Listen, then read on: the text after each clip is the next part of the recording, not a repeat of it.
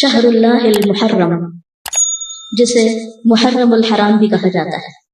मुहर्रम का लफ्ज़ी माना है हराम किया गया, यानी जिस महीने की हुर्मत है, जिसमें बहुत से ऐसे काम हराम किए गए हैं जिनको एक मुसलमान नहीं करता या उनका करना उसके लिए हराम में आता है।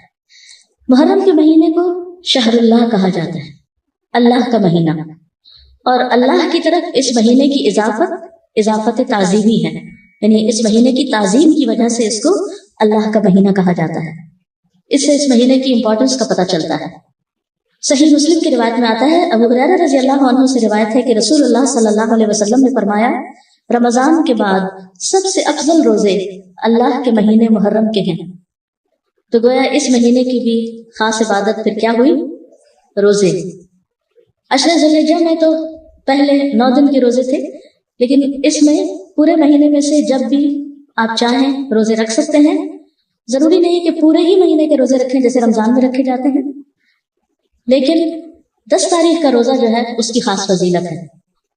मुहर्रम उल हराम की एक अहमियत की वजह यह भी है कि ये हिजरी साल का पहला महीना है, तो ये महीना अजमत और बरकत वाला है और हुर्मत वाला है।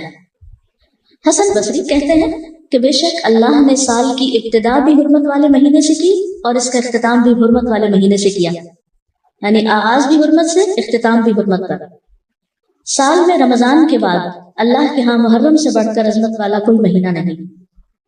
तो इससे क्या पता चलता है कि अगर किसी चीज की इब्तिदा में भी हुर्मत है और इंतहा में भी, तो फिर उन दो के बीच में क्या होना चाहिए? उसका खास ख्याल रखना चाहिए। यानी जिस काम के आगाज में और जिसके इख्तिताम पर खुसूसी हिदायत दी जाए और अल्लाह सुब्हानहू तआला की इबादत और खुसूसन रोजे वगैरह की इबादत की तरफ मुतवज्जो किया जाए, तो साल भर भी फिर इसकी आदत अपना लेनी चाहिए। नए साल का आगाज जो है वो दुआ से करना चाहिए।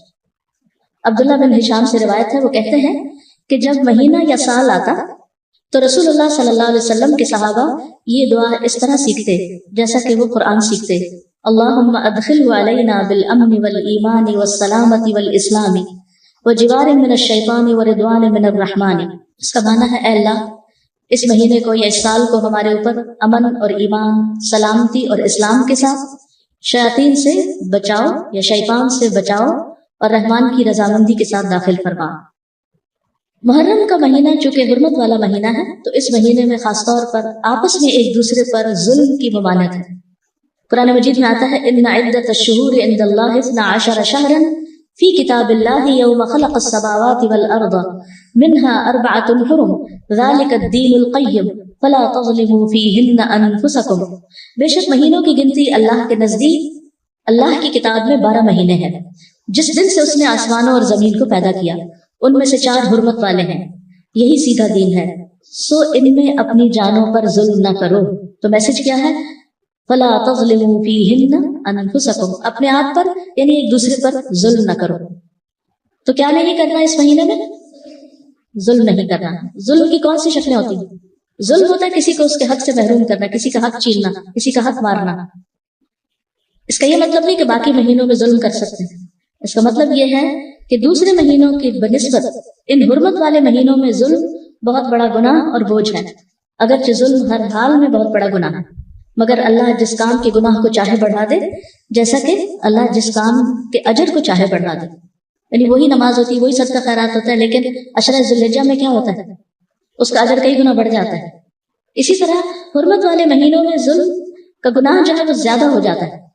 और ये 4 महीने खासतौर पर 1/3 ऑफ द ईयर खासतौर पर इसलिए इस काम के लिए रखा गया और इसकी शिद्दत का एहसास दिलाया गया ताकि लोग इसकी प्रैक्टिस करें, कॉन्शियस हों और खुसूसी तौर पर इसमें अपने आप को ऐसे गुनाहों से बचाएं ताकि बाकी साल भी इस पर अमल कर सकें।